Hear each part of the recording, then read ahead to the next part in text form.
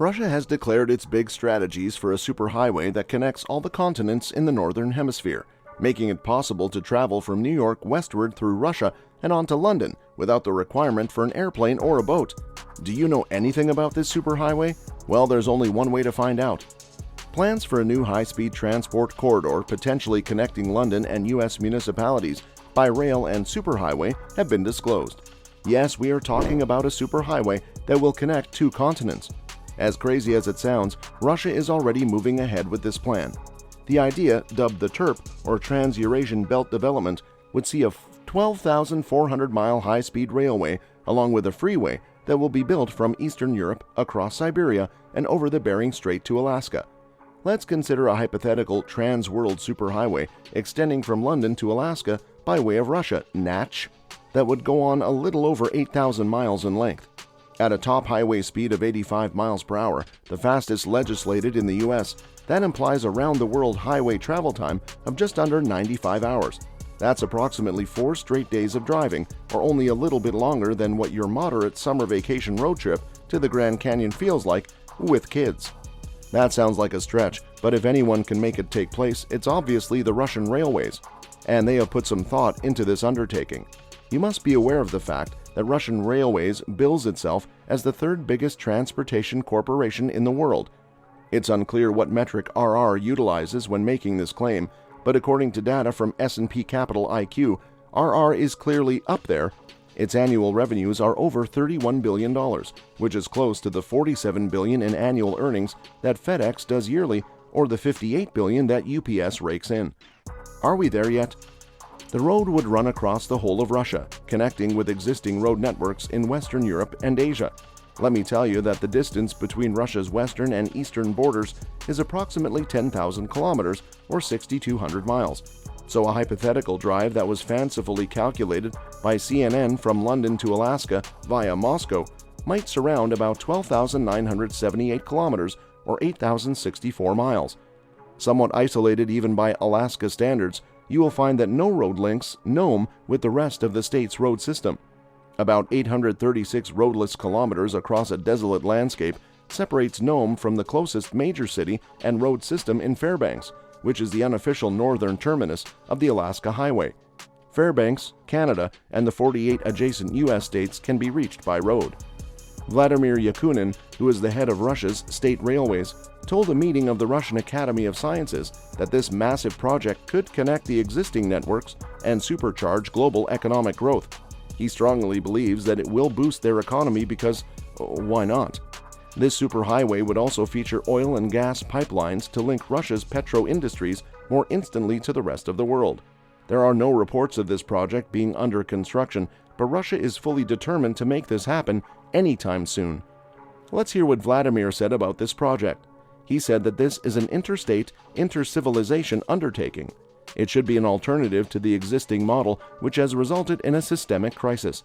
This project should be twisted into a world future zone and must be based on directing, not catching technologies.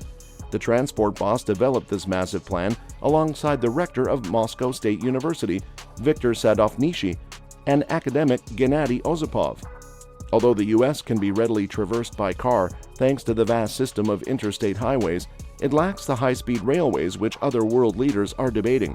Fortunately, then-President of the U.S., Barack Obama, has been incompetent to overcome opposition to recommendations for more high-speed rail corridors across the U.S., so it's doubtful when or whether the states will ever be a component of the virtually round-the-globe railway network. Now, you will find that Alaska is already linked to the adjacent U.S. states by superhighway through Canada, although the Alaska Highway, though, there is no current passenger rail network. This Alaska Highway connects to the U.S. interstate network, which can take drivers to all corners of the U.S. and beyond. What about the European countries? Now, thinking about the European countries, this might be a familiar thing for them because the European Union leaders have been operating on a similar plan to build a high-speed rail corridor to connect the Baltic states to Western Europe's current rail network, which runs through the Channel Tunnel to London. So if they are able to move forward, the European and Russian superhighways would make it conceivable to travel by car between London and Alaska. In Eastern Europe, the European Union is individually drawing up agendas for a high-speed rail corridor to connect the Baltic states to Western Europe's high-speed rail network, which runs through the Channel Tunnel from France to London. But you will find that this is quite different in North America because the North American passenger railways are relatively undeveloped. Plans that the President drew up to expand high-speed rail corridors across the U.S. have stalled amid opposition. Crossing the Bering Straits. You will find that bridges and tunnels spanning the Bering Straits have been suggested since the late 19th century but have yet to be constructed. So clearly, the construction of this superhighway is a familiar thing to begin with. Furthermore, any bridge that would adjoin the Chukotka Peninsula in Russia and the Seward Peninsula in Alaska could be subsidized by two small islands located in the middle of the strait. So what is the government doing now? Well, the Russian government has conveyed public support for several suggestions in recent years, but the ground has remained intact on all of them. The citizens of Russia are quite amazed at this plan. They are showing their support to the Russian government. China and Russia also disclosed a separate plan to connect Moscow and Beijing by high-speed rail, as well as a strategy for a continent-spanning rail network that could traverse the Bering Strait. What are the challenges of this superhighway? It's clear that a massive project like this superhighway will also fetch some challenges that Russia will need to overcome to make this dream come true. If built, this highway would be the longest road in the world. This will certainly be a road trip from one end to the other that will be more than 20,000 kilometers long. But we cannot ignore the challenges, especially its construction cost that will go to trillions. Building costs for the superhighway and accompanying high-speed rail are assessed to be in the trillions. Still, Yakunin urged at the meeting that the undertaking would expand for itself in instantaneous economic growth for Russia's remote interior. The project faces many challenges, including linking the farthest reaches of Russia to the vast empty countryside of Alaska, where there are few highways and huge engineering projects.